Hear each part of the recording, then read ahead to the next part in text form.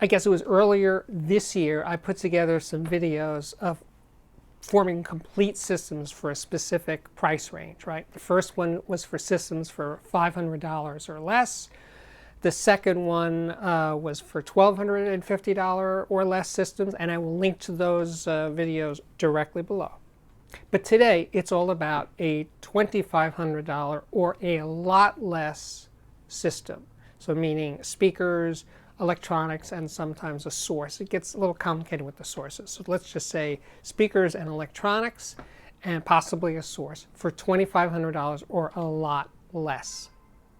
Now, before I forget to mention it, the speaker prices that I'm going to quote here, which I may get wrong, so always refer to the links, and I'll have links for every product I mention in this video. So check those for more specific and probably accurate details. And just to be clear about this, all the speaker prices listed are for pairs of speakers, not single speakers. So without any further ado, let's get to this thing. There's a lot to cover. So the first one up, the Wharfedale Linton. Now this one, this was a while ago that I did it, but it was this year. It's a large stand mount, aka bookshelf speaker. Very traditional British looking speaker, but it's a three-way. Now, three-way speakers for $1,200 a pair. That's pretty unusual. And it's just everything about the build quality, the real wood finish. It's just stunning. It has a beautiful sound, beautiful tone, just fantastic. $1,200. You can't go wrong. Next up, the Zoo Dirty Weekend Mark II, $9.99 a pair. Now, first of all, I got to say right up front, these speakers are not always available. They do runs of them, and then when they run out, there's a gap in time, and then they're back again. So they may not be available right now, but they'll be available, within a month or two.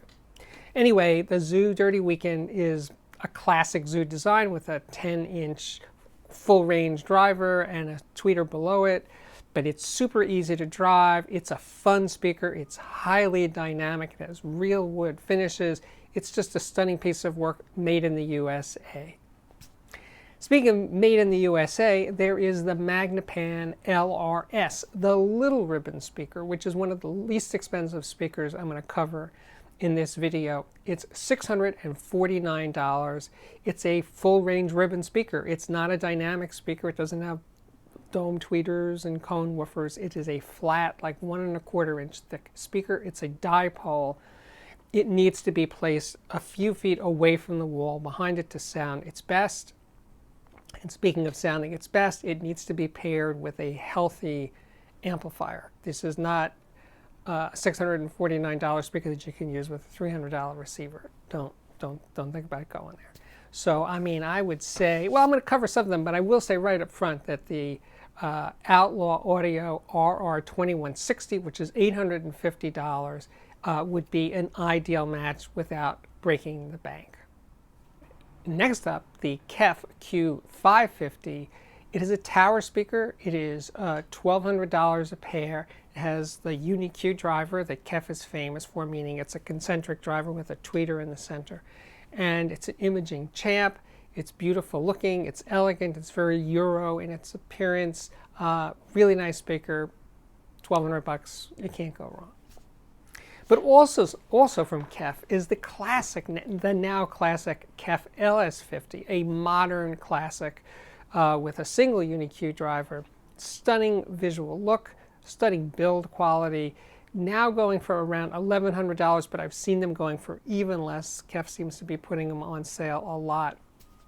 Now the thing about that speaker is, I know people use them in all sorts of applications. I prefer to use the LS50 in a near field or midfield listening position. In other words, they don't fill large rooms with sound particularly well. I think you got to get close up, let's say 6-7 feet away, or even closer if you can. And the closer you get to the LS50, in my opinion, the better it sounds. It's also a very serious speaker, so pairing it with quality electronics, which I will cover in the latter part of this video, would be a wise idea. But the LS50 is deservedly a modern classic. Speaking of modern classics, there is the Klipsch RP600M, which is $629 a pair. And it is the least expensive speaker I'm going to refer to in this review. And the reason I'm inserting it here in systems that go for up to $2,500 is that it is such a great speaker that it really shows off the differences in electronics to a great degree. So I don't think it would be completely nutty to pair the $629 RP600 with, you know, a $2,000 in a $2,000 system. Not at all. It would really just show off. You feed it better, it just sounds better and better and better. But it doesn't make a lot of bass. If bass is what you're looking for, step up to the Klipsch RP8000F, which is $1,380. And that speaker, it's a large tower speaker. If you want power, if you want dynamics, if you want thrills, that's the way to go. That speaker is got rock and roll cred like nobody's business. EDM, any bass heavy music, anything you want to party with, this speaker, the Klipsch 8000F, is the ticket. Now, if you're into refinement, I got something for you. The Dynaudio Evoke 10, a little stand mount speaker. It's $1,500. It's beautiful looking. It's compact. It's small. If you have a small apartment, small living room, bedroom, whatever, and you want transparency, you want purity, and you want really great tone, the Evoke 10 is really, really, really worth checking out. Great little speaker. Emphasis on little. Definitely. Now, also in the little category is the Triangle Titus EZ. That's $1,250. Again, pretty speaker. Actually has a horn-loaded tweeter, paper mid-bass woofer, and it is about refinement and tone and just gorgeous, gorgeous sound for not a crazy amount of money. So now for electronics, I'm going to talk about the Outlaw Audio RR2160 stereo receiver. And this product just has so much going for it. First of all, it sounds really good. But in terms of how it's conceived and feature package is unusually smart.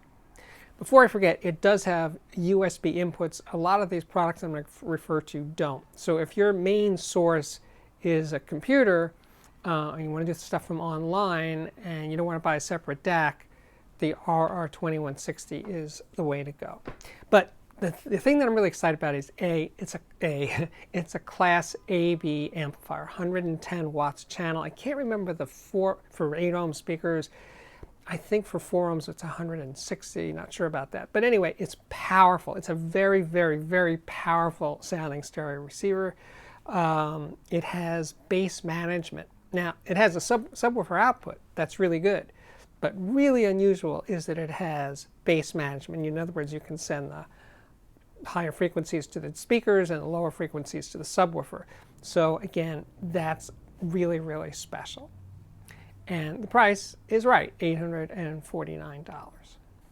Next up, also with a rather unusual feature set, is the Onkyo TX8070. It's $499. But what it has that you won't find in too many stereo components is HDMI switching for 4K TVs. It is a very home theater focused stereo receiver, hence the need for HDMI. It also has bass management, which is rare, other than the Outlaw I just mentioned. It sounds really good, and it's pretty powerful. It drives 4 ohm speakers. It's a well-considered package, hard to beat for $500 in stereo with HDMI. I don't think there's anything else, actually. I'm going to talk about a couple of pieces of shit now. Not using expletives, that's the name of the company. So first up is the Shit Vidar. It is a Class AB 100 watt per channel amplifier for $699, made in the USA. All Shit products are made in the US. Then its near twin sibling, the Shit Agir, which is a Class A 20 watt per channel amplifier. That's $799. There's also the Schiit Saga, which is a stereo preamp that's $299. There's also the Schiit Madi, which is a USB DAC. In case you need USB streaming on your system and you don't have a USB input, the Schiit Madi is a mere $99.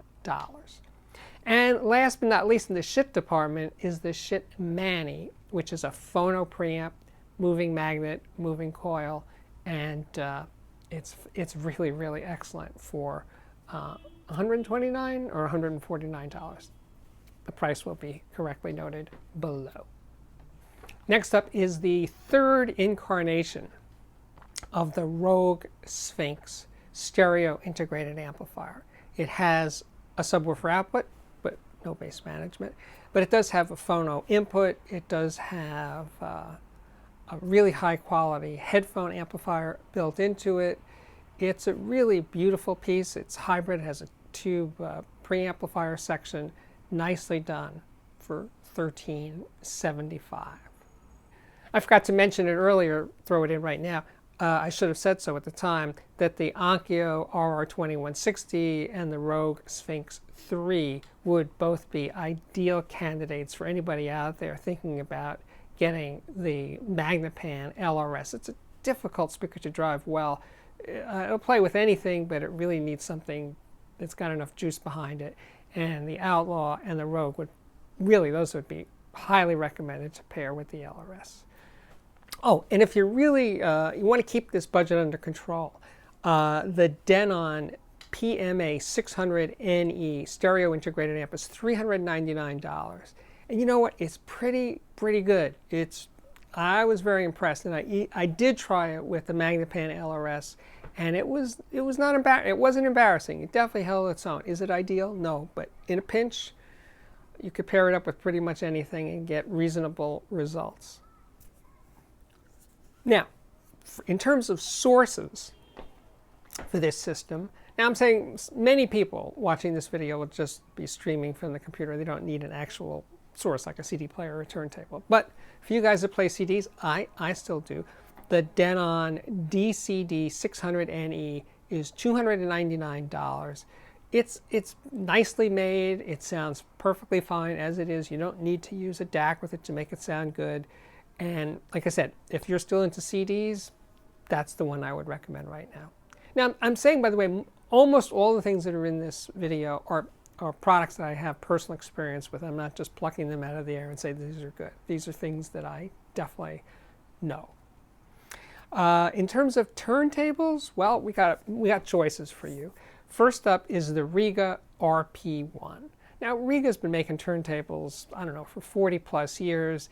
That style of what a Riga looks like, you're looking at it right now, it's been copied by everybody, and it's a fantastic turntable, a great way to go, great starter, but yet audiophile turntable. If that's out of your range, it's $449. All the turntable prices I'm going to list here are they come with cartridges, so don't think that it's going to be extra to add the cartridge. Next up is the U-Turn Orbit. That prices start on the Orbit around $179. It's made in the US. It's a nice turntable for a very affordable price. Then there's the Fluence RT84. Now, I think Fluence, they're really known more as a speaker company, but when they got into turntables a few years ago, I thought, well, that's kind of weird. But their turntables are actually pretty good, and the RT84 is one of their best. It comes with a Ortophon 2M Blue moving magnet cartridge. It's a nice, very nice turntable, yet totally audiophile for $449. Then rounding out this group is the Pioneer PLX 1000. It's $599. Now, the Pioneer is a completely different category than the other turntables I just referred to. Not just because it's the most expensive, but also because it's a direct drive turntable. It basically looks like a Technics DJ turntable. But I assure you, it is 100% an audiophile grade turntable. And the sound is solid, just really, really nice turntable for a very reasonable price. It feels like it's going to last forever. The belt drive turntables can seem lighter, and I don't want to use the word flimsy, but okay, for now I'll use the word flimsy. The Pioneer is much more solidly built than the belt drive turntables. I'm not saying it sounds better than the others, I'm just saying it's the way it feels. It's a really, really great turntable, and it has not just a cartridge, it comes with a cartridge, but also has a built-in phono preamp. So I think we've done it. My name is Steve Guttenberg. This is very, very much the Audiophiliac daily show. And it's coming up 5 or 6 days a week right now. And if you like it, please subscribe. Hit that button right down there. I'm closing in on 100,000 subscribers. Thanks to you all out there watching me. I can't say enough thank yous. Thank you, thank you, thank you. The other thing is, if you like the videos, share them with your audiophile pals. Just hit that share button and share away. What else? You can follow me on Instagram at steve.guttenberg. You can follow me on Twitter at audiophiliacman. And as always, thank you so much for watching. And I hope to see you again back here really soon. Bye-bye.